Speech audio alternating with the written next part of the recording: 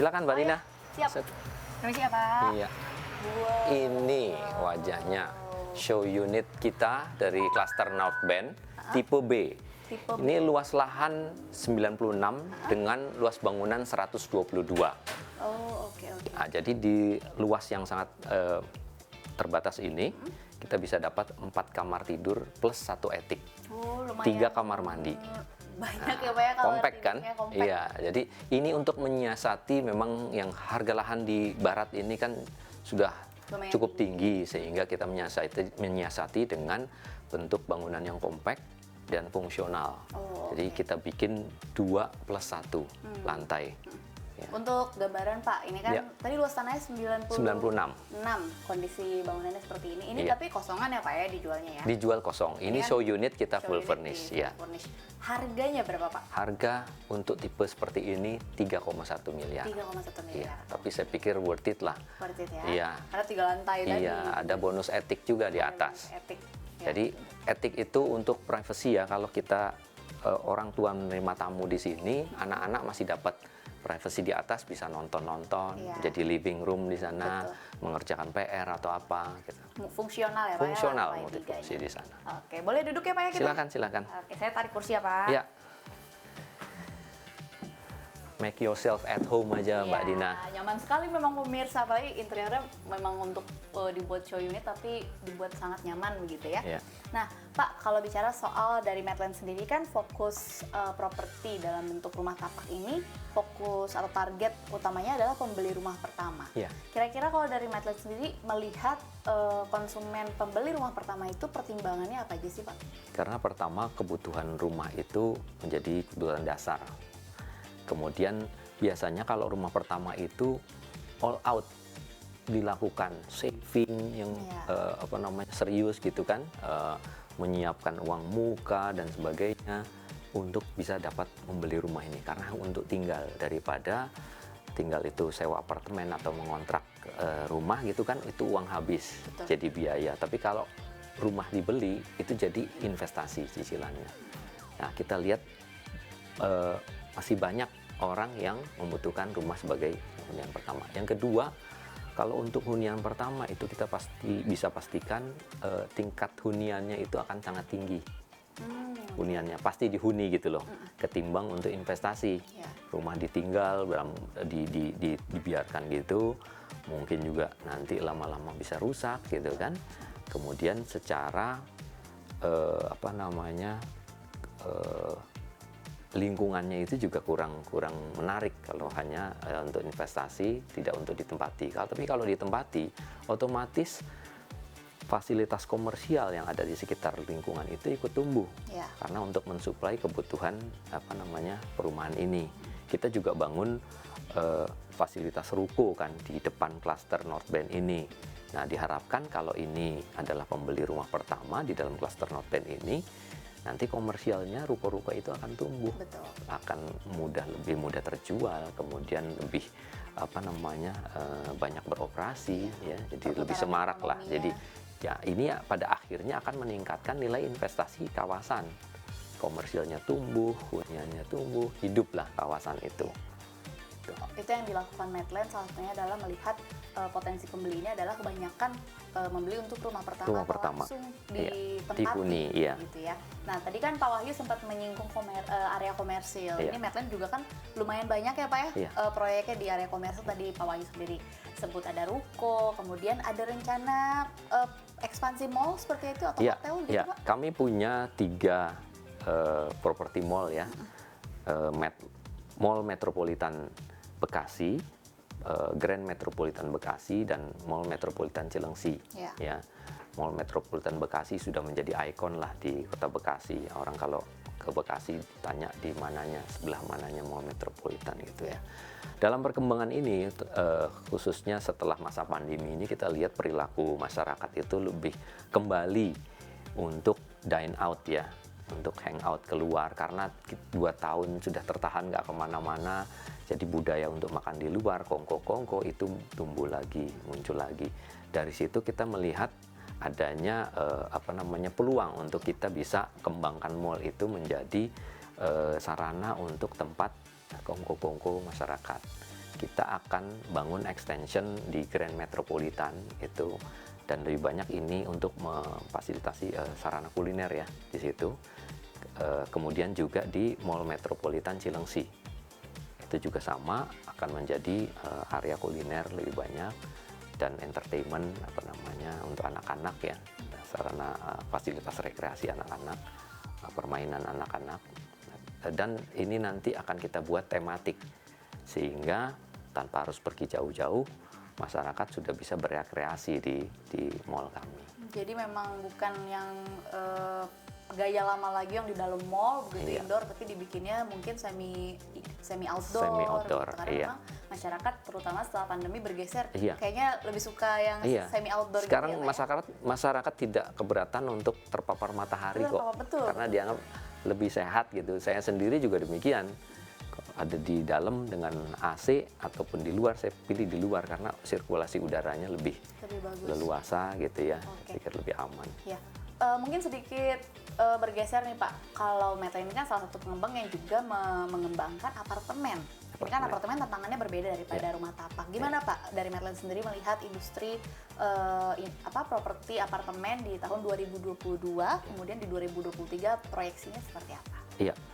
Kalau untuk 2022 dan 2023 ini kalau kita lihat kalau tingkat hunian apartemen sudah mulai naik ya. Kembali karena naik. Orang sudah dengan dilepas di PPKM-nya ditiadakan lagi, sekarang orang sudah mulai kerja WFO ya, work from office lagi. Dengan begitu orang mulai lagi berani untuk tinggal di apartemen yang dekat dengan tempat kerjanya. Itu yang membuat tingkat hunian apartemen sekarang mulai naik. Tapi dan dari sisi tergambarkan Pak di penjualan Medland iya, di apartemen. untuk tingkat sewa di apartemen kami naik. Tapi belum terhadap harga penjualan. Karena suplai apartemen ini masih sangat banyak. Sangat tinggi. Iya. Ada yang waktu itu sudah bangun tapi belum terserap ya. Nah, itu masih banyak orang menjual dengan harga yang menarik, dengan harga diskon. Cuman Jadi, potensi perputarannya sudah mulai meningkat. mulai kelihatan, sudah trennya bagus. Ya. Ini butuh beberapa tahun lagi untuk bisa getting back to normal ya untuk pasar apartemen. Dan kami sendiri mungkin untuk 5 tahun ke depan kita belum akan bangun tambahan apartemen. Jadi kita akan kelola yang kita sudah punya dan kita maksimalkan di pendapatan sewanya. Ya. Oke. Berarti memang apartemen ini bisa dibilang mulai emerging lagi ya Pak ya? Iya. Kalau kita bicara soal area komersial, tadi kan mall, kemudian hotel juga termasuk seperti itu ya Pak? Sudah mulai kembali lagi? Hotel bisa dibilang ini udah lebih cepat ya kembali ya, karena memang gini, ada dukungan insentif dari pemerintah ya untuk belanja PNS itu dari kementerian-kementerian untuk melakukan kegiatan kerja itu di hotel, rapat-rapat itu sebetulnya tujuannya untuk memulihkan ekonomi dari industri perhotelan, karena kita lihat waktu masa pandemi ini sangat berdampak. Banyak karyawan hotel dirumahkan, itu yang membuat karena tidak ada tamu ya. Nah, itu yang membuat industri perhotelan terpuruk. Tapi sekarang sudah, kalau bisa dibilang sudah 90-95% dari angka pendapatan sebelum okupansi, sebelum pandemi. Sudah hampir seperti semula kalau dari hotel-hotel yang dikelola oleh Medland sendiri. Iya. Jadi dari situ kita juga optimis, kita sedang menyiapkan lagi satu properti hotel dan villa di Ubud. Oke, sudah mulai ini di Bali. Kalau di Bali sendiri selain hotel ada lagi Pak? Kita baru ada hotel dan villa saja di situ. Rumah tapak belum ya Pak? Belum. Di Bali ya. Hotel yang sudah beroperasi itu Hotel Horizon Seminyak.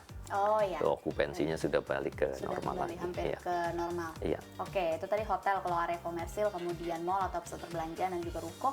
Kalau perkantoran, gimana nih Pak? Perkantoran sendiri. Nah, perkantoran kami sendiri ada satu gedung perkantoran untuk disewakan dan sebagian kita jual. Untuk perkantoran kita bisa bilang bahwa belum kembali ke normal. Karena pertama itu tadi PPKM juga baru selesai gitu ya. Orang baru mulai balik. Supply dari ruang kantor ini juga masih cukup banyak. Dan kita juga lihat nanti kalau nanti ada pemindahan ibu kota, Betul. nanti supply dari ruang perkantoran di ibu kota itu akan bertambah karena ada beberapa gedung pemerintah yang nanti difungsikan untuk gedung perkantoran sewa. Ya. Masyarakat bisa sewa dari situ. Itu yang membuat nanti supply gedung perkantoran ada penambahan. Sehingga kita pikir untuk sewa ruang perkantoran dengan pemulihan kegiatan ekonomi ini cukup baik, tapi itu masih bisa disuplai dari ruang yang ada. Jadi untuk penambahan ruang lagi saya pikir masih sangat berisiko ya, mungkin sampai 5 tahun ke depan. Ya, Pak Wahyu, ini kalau kita bicara soal salah satu dibilang tantangan juga bukan, tapi salah satu faktor lah yang cukup berkontribusi di industri properti adalah SDM-nya. Kalau dari Medland sendiri kan memang sektornya cukup banyak, perhotelan, kemudian komersil, kemudian rumah tapak yang berhubungan dengan kontraktor. Nah, kalau dari Medland sendiri melihat SDM di Indonesia, baik dari pertama kualitasnya maupun salah satu yang sering dibicarakan adalah soal upah, kebijakan dari pemerintah. Bagaimana Medland melihatnya? Ya, baik Mbak Dina. Pada dasarnya kalau bicara soal kebijakan dari pemerintah, kita akan selalu ikut apa yang sudah diputuskan pemerintah. Selama keputusan itu juga sudah resmi ya, sudah disahkan, sudah disetujui DPR dan sebagainya. Jadi kita akan ikut. Walaupun kita lihat memang penerapan UU Cipta Kerja ini sangat menantang dalam hal aturan untuk pemberian upah dan sangon dan sebagainya. Tapi kita akan tetap ikuti. Kita lihat memang karena apa? Karena kita belum sepenuhnya pulih dari krisis akibat pandemi kemarin.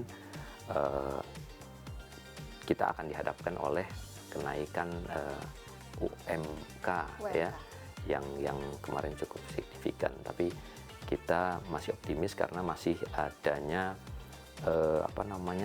indikator-indikator perekonomian yang menunjukkan bahwa dari sisi konsumsi kita baik-baik saja kok. Kita masih stabil, jadi artinya masih ada daya beli dan sebagainya. Ini yang membuat kita masih tetap optimis bahwa produk-produk kita masih tetap diserap oleh masyarakat. Oke, baik. Ini untuk merangkum perbincangan kita pada hari ini nih Pak. Kira-kira kalau dari Medland sendiri, melihat tahun 2023 kan sudah ada gambaran tantangannya, kemudian potensinya juga di mana saja sudah dipetakan. Kira-kira targetnya secara general, Medland tahun 2023 mau fokus di mana nih Pak? 2023 masih tetap di rumah tapak. Rumah tapak Itu masih menarik ya.